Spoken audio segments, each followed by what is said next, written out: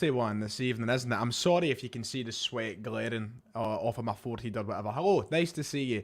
Welcome back to the channel, ladies and gentlemen. It's a warm night, so I'm trying to get through this stream without collapsing on my chair. It's been a very busy day. So the reason I'm not doing a video in the normal fashion and the reason we're live tonight is I've just been busy all day. I go on holiday on Friday. Don't worry, there still will be content. Don't cry yet. I'm going away on Friday. I've had to do the sort of last bits and bobs for setting up and preparing for going away. So I've been out all day getting that sort of stuff done. So I thought to myself, I don't want to leave the viewers, the subscribers with no context. We've been in a good run recently. I thought, you know what, I'll sit down, I'll do a live stream. I enjoy doing these streams. It lets you guys come in and dictate the conversation. It allows you to pick my brains on different topics. And we just get to have a general chit-chat and I get to interact with you, the audience, which is the main thing. So thank you to everybody so far who is currently piling themselves into the chat. A lot of people just piling in just now, which is great to see. Hopefully more throughout the stream as well. And as always, make sure to hit like and subscribe if you haven't already. If you're watching this in video form, you're watching it back. Sorry you've missed a chance to join in live, but there will be more in the future, don't worry. It's always going to be here on the channel. I love doing these wee live streams whenever I get a chance. Thank you, David Hunter. Very nice of you. That is much appreciated. Right, so let's talk about a few things. Let's start off with, I actually wanted to start off with this one. So Shane McCarthy has actually brought it up straight away off the top of the stream.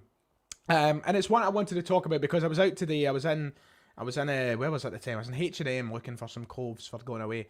And I was with one of my mates, shout out to Thomas, and he said to me, oh, apparently Chelsea are wanting Josip Juranovic. And I was thinking to myself, hold on, I was like, what? I was like, that can't be real. But no, apparently there is rumours that Chelsea and even Manchester United are looking at the possibility of Josip Juranovic, which, do you know what? I'm going to say the same thing as what I said when he was linked with Atletico Madrid a month or two ago. And that rumour sort of popped up. Josip Juranovic is a quality footballer, and he could absolutely... Listen, I like... you all know this by now. I like Manchester United. They're the kind of... the only team down there I bother with. I follow what they're doing, blah, blah, blah. And you know, Josip Juranovic would waltz right into that Manchester United team at this moment in time.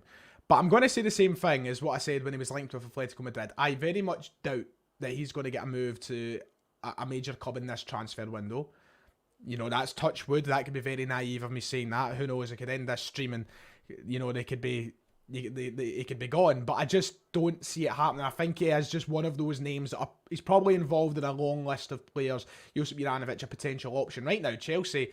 I don't know what their right-back situation is at the moment. We've got Reece James, for example. Josip Juranovic, you know, if Celtic were offered the right money, of course, it would be a smart move financially for Celtic. But for Josip Juranovic, he's not going to get into that Chelsea team. Manchester United just now, bit of a better situation. You know, we've got Aaron Wan-Bissaka, who's 1 foot out the door. Diego Dallo, who's still kind of bending his way into the team. It's probably more of an opportunity for him down there. But I just don't think he's the player that they'll strike for. Big money moves is what Manchester United and Chelsea want. And I think that that's probably the priority before someone like Juranovic. That's me not saying that Juranovic, that's not me saying he's not good enough. He absolutely is. And as I said, he could waltz into one of those sides. I just don't think it'll happen in this window. But I think the main talking point from all of it is, in terms of Josip Juranovic, be prepared for him to leave very soon. As I said, I don't think it'll be quite this window, but I'd be very shocked if he stays beyond 22-23. I'd be very shocked if he stays here at Celtic beyond January, maybe. You remember we lost Jeremy Frimpong a couple of Januaries ago to Bayer Leverkusen. I wouldn't be stunned if we find ourselves in a similar situation where it's Josip Juranovic's turn to go and get a move in the January transfer window. So I don't know. I don't think he'll leave anytime soon. I'm going to throw up some opinions on screen if there's any here. Wouldn't mind if he wants to move on, but Celtic need to get the right price from him. So this is one of the big talking points that Stephen has sort of brought up. A donation here from Paul McMahon, by the way. Very, very nice of you. Thank you, Paul. I appreciate that a lot. 179 says, if JJ leaves, perfect replacement already here with the brick emojis. We'll talk about Tony Ralston in a moment. By the way, I just wanted to answer this because 4 Tims have popped their head in here. 4 Tims, shout out to those guys. Brilliant. Who's your favourite member of 4 Tims? I'll tell you one thing. I certainly know that bastard Tony. Yeah, there you go. There's my answer. Anyway... I wanted to talk about this, the fee. Listen, I don't think that Juranovic will leave this window. I don't. If he was to leave this window, I would be expecting Celtic to look for a fee in the region upwards of £20 million. Say what you want about overpricing or overrating. If you don't think he's a great player, if you're a fan of an opposition side and you're laughing at that appraisal, the fact is, Celtic have got their hands on a Croatian international who starts for their country, a very good country at that. someone who was up there in the conversations for one of the best players in the league last season. He is a good age and ready to play for a major side. Celtic should be looking for over £20 million for Josip Juranovic. I would be pushing as high as possible. Now, I know, put it this way, Jeremy Frimpong, what did we get for him? You know, I was, 15 million quid we managed to find around that region, I think, anyway, for Jeremy Frimpong. Josip Juranovic is a better player than Jeremy Frimpong. Now, the thing is with Frimpong, age was very much on his side. He was still, 18, 19 years old at the time when he moved over. I think it was 19 or 20 even. He was when he moved to Leverkusen, which certainly added more value to his name. But I think that you look at Juranovic and you look at the kind of standard that he's playing at for both club and country at this moment in time, and it justifies asking for a fee upwards of £15 million. So I think they should be pushing for more than 20 million. I'm not saying, well, like as you said, I said that I knew there would be Rangers fans laughing at that appraisal. I'm not saying that Juranovic is worth £20 million. What I'm saying is Celtic should be looking for more than £20 million, and you'd be daft to... Listen, Rangers got £25 million for Calvin Bassey.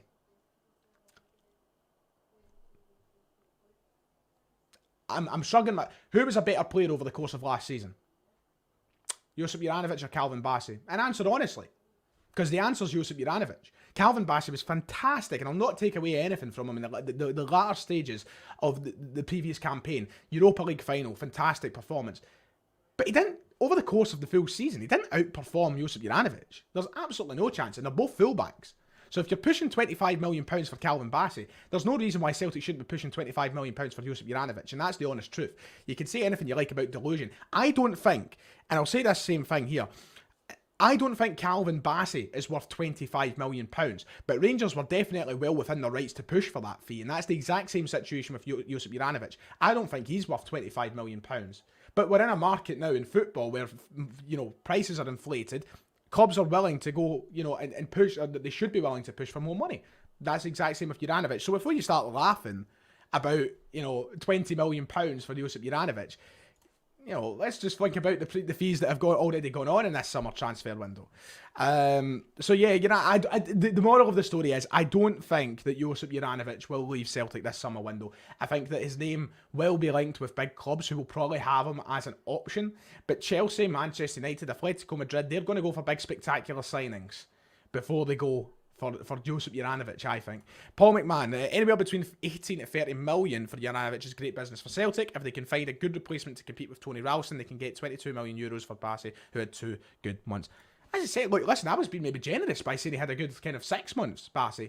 He really came into his own the last couple, but Juranovic over the course of last season was absolutely magnificent. Start to finish. It was a real revelation in that back line for us when he first came into the team. So yeah, I mean, absolutely. But anywhere in that region, if Celtic could push for that, I wouldn't be knocking it back. Absolutely not. But I just don't see it happening. I don't think that he will leave in this window, but we have got to be prepared for him leaving sometime Celtic in the near future, whether it be this window, the next window, or next summer. It's probably going to happen. He's also got a big winter coming up as well, where he'll be very much under the microscope, won't he? You know, he'll be with Croatia at the World Cup. He will start for Croatia at the World Cup, pending no injuries. He will be very much under the microscope. If he has a big performance at the World Cup, there's no doubt in my mind he'll end up leaving in that winter transfer window, but we've just got to kind of wait and see. But that's everything I kind of wanted to say on the Juranovic situation, because I do think the majority of it right now is waffle until there is more substance to it. I think that it's just nothing more than a rumour, if you were to ask me personally. But yeah, there you go. That's that. So let's see. Let's get some questions, some talking points, and there's not much else happening today. I was scrolling through the news earlier, and I'll bring it back up again, all the news and such. I was scrolling through news earlier, and you know there isn't too much happening at the moment. Of course, we had the news yesterday of Alex Collado. Can I just quickly apologise for you know, somebody's asking my thoughts on Collado right now. Can I apologise for my video yesterday because I kept calling him Collado? Don't know why I kept doing it, because I'd done Spanish through school, and I know that the double L is pronounced as a Y, so Alex Collado is his name. My thoughts on him: Celtic sign him up if the kind of you know, the market's right and the negotiations are something that we can get through. Absolutely. $5 donation. Comment to that in a moment. Adam, can I do a Paul de Resta impression? That's a Paul di Resta impression. Get him off my television, please. Thank you very much. Right, that actor guy, $5. Thank you very much. Very much appreciated. Ryan, if you had to pick one single year with the best kits, home, away, and third, what year would it be? My pick is the 2012-13 125th anniversary kits. To be honest, I don't think I could pick another set of kits that are better than that. I think you've hit it nail on the head. I think collectively most Celtic fans will agree that was the trifecta of kits. It was perfect. You know, it had 3 perfect kits. Home, away, third. The black away kit was gorgeous. The home shirt with a small sponsor. The white special anniversary kit, gorgeous. I don't think there is a better 3. I think the closest that I can think of, in recent memory, I can't think of a year that had 3 spectacular kits, even in recent memory. This season's isn't bad. I think the third shot lets it down a bit. I'm 12-13 is the correct answer, but thank you so much for the impression. I very much enjoyed seeing that come through. Right. A good duo of kits was 1988. Michael's got a good shout there. A very good duo. I don't think there was 3 kits that year, though, but home and away, gorgeous. Right, let's see. Any talking points? Collado, we mostly covered yesterday. If you want to hear my breakdown and such in the player, my profile on the player, make sure to check out yesterday's video. I think Celtic should push for it if both parties are interested. So here we go. Does the BEAM8 or BM8 does the lack of rumours about a CDM concern you, or is it more of a good sign that we're going about business quietly? I don't know how to be feeling, but I do trust Ange. Yeah, I think that the thing is with the lack of rumours, that's been really over the last couple of weeks, it's been the case, hasn't it? We've not heard much since we signed Moritz Jens and since we signed Aaron Moy. It's been kind of quiet. But if you even think back and you remember to Aaron Moy and Moritz Jens signing, it was all done in a whirlwind. The rumours came out at the start of the week, and by the Wednesday or whatever, they'd signed. And with Collado, it came absolutely out of nowhere. So are we going to suddenly get a CDM rumour absolutely out of nowhere? I don't know. Food for thought. It's not concerning to me, but I certainly would like us to get a CDM signed soon. I certainly would like us to have that option. Cal McGregor suddenly picks up a knock and injury. Ideguchi isn't exactly reliable. No offence to him, but we don't know much about him. We don't know how good he'll be, and if he'll even stay fit. James McCarthy's obviously James McCarthy. We need to be prepared. We have to have a contingency plan in place for the situation of when Cal McGregor can't play in the role that he does right now. We haven't necessarily replaced Near Beaton. So I'm not concerned. I'm hoping that we are going about business quietly. Ange did say he wanted to bring a few more faces in through the door before the end of the window. We still do have the majority of this month to work with. I would say be patient, start panicking when we get to the last few days or so. That's what my message would be. Celtic 67. Hey mate, love the videos, thank you. What position do you think we need to recruit before? Well, there we go, we just spoke about it there, didn't we? The CDM role, absolutely. I think that the priority is get a central defensive midfielder in. Beyond that, I don't think there has to be any stress on a position necessarily, but I would like to maybe see some depth coming along the back and maybe another player in the forward roles. But it's just, we need a defensive midfielder. We really do. And I think that the thing is, we talk about things being quiet. There is absolutely no chance that Ange doesn't acknowledge that to the team and to the board. He will be saying that we need someone like him in. You know, we need a CDM in. We need a Blan. He'll have names there. We'll be going about things quietly, I hope. So we'll wait and see. Hi Ryan, love the channel. Thank you. Dawson's football fan. What was your favourite moment of last season? Mine was 3-0 against Rangers, and I'm only 11, so it was the best day of my life. Wow. Do you know what? Listen, it was one of the best days of my life, and I'm 22. I'm double your age. That's scary. I'm double someone's age. Oh my god, midlife crisis on camera. Wow. No, I think that was the best for me as well, mate. That or Trophy Day, because Trophy Day was just positive vibes all round, and obviously you're too young to have went out and enjoyed the beverages around the Merchant City, but it was a fantastic day overall. So let's see. That's normally how our business goes quiet, and suddenly we hear of these names. Yeah, absolutely, Lewis. I think that we'll hear something come out of nowhere at some point. So we just got to have to wait and see.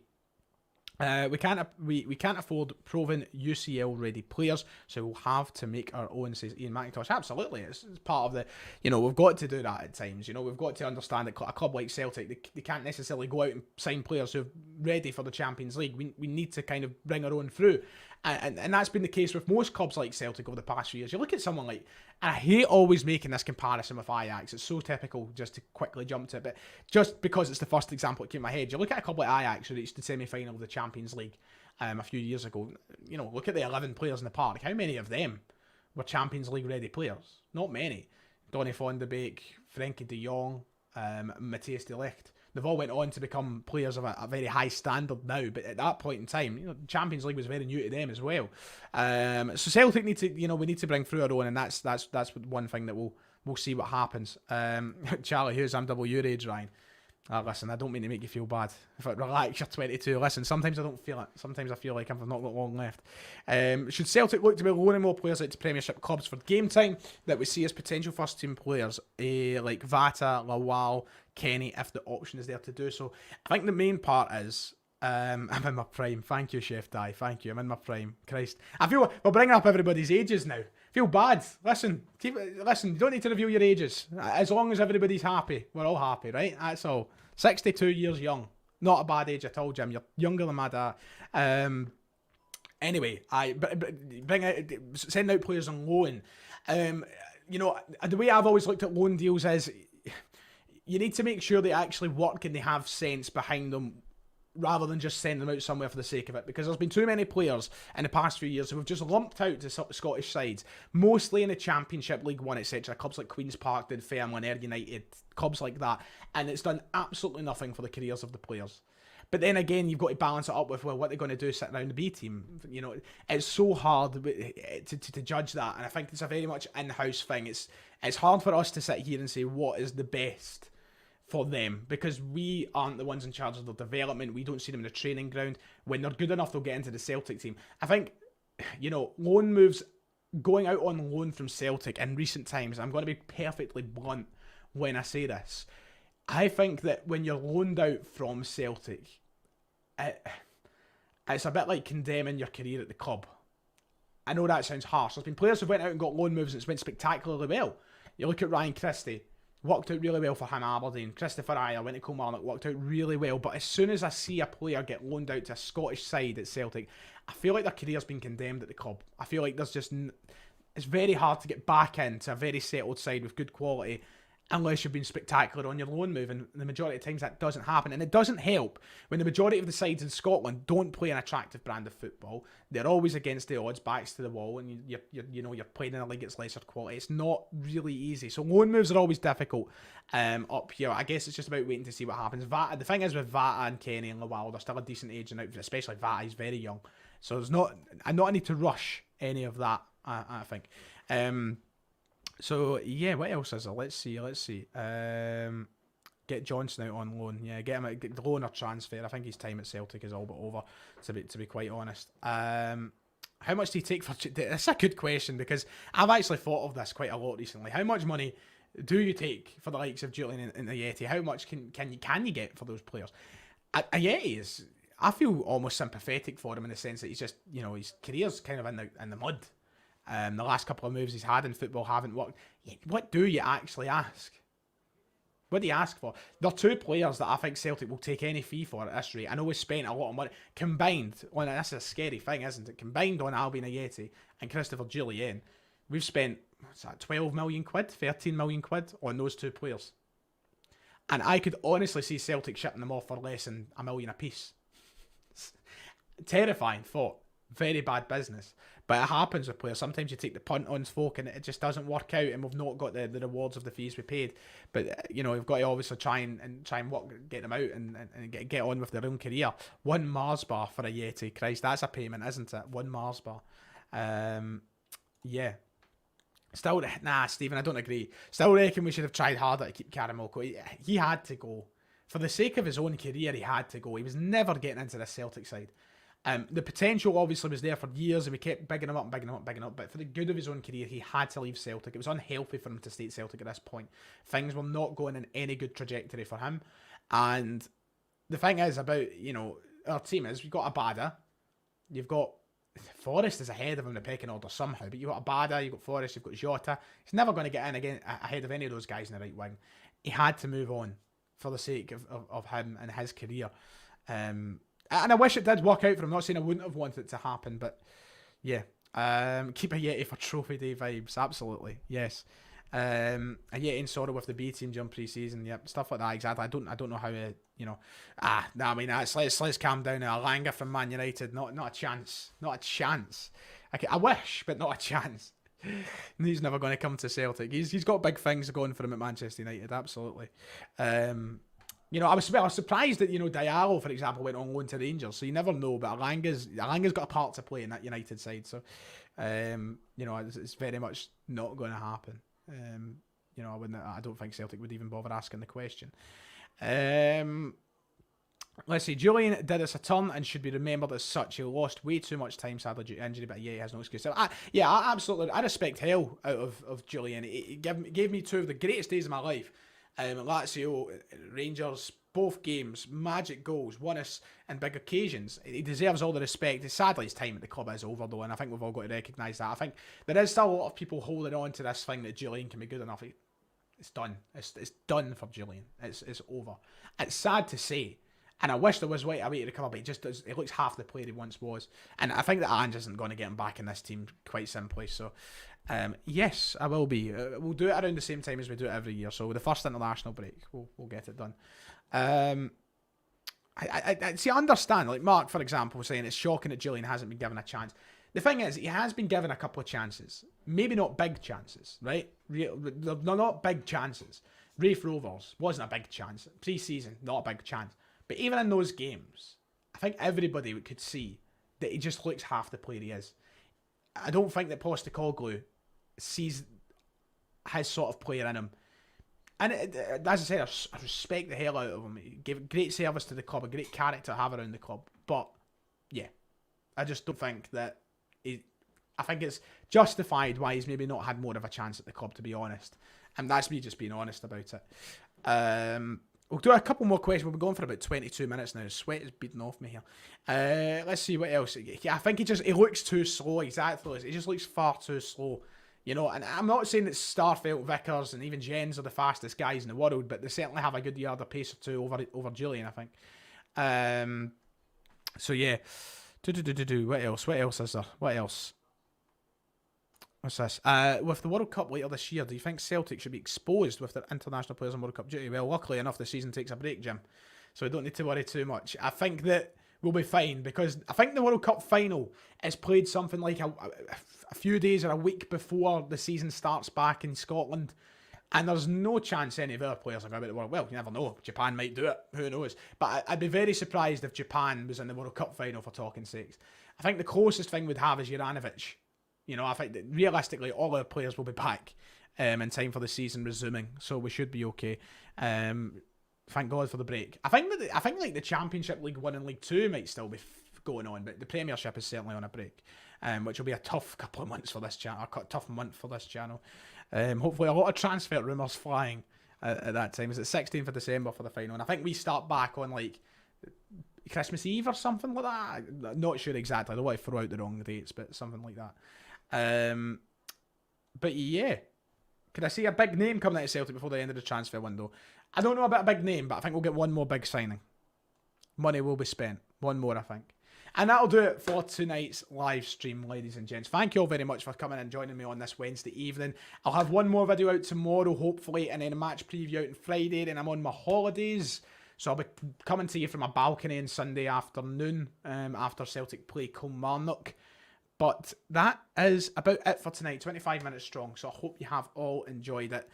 Enjoy the rest of your evening. Enjoy the good weather over the next few days, because it's looking fantastic. So I appreciate you all coming out, and hopefully we'll do another one of these when I'm back as well, because I do enjoy having a live chat with you. So yeah, like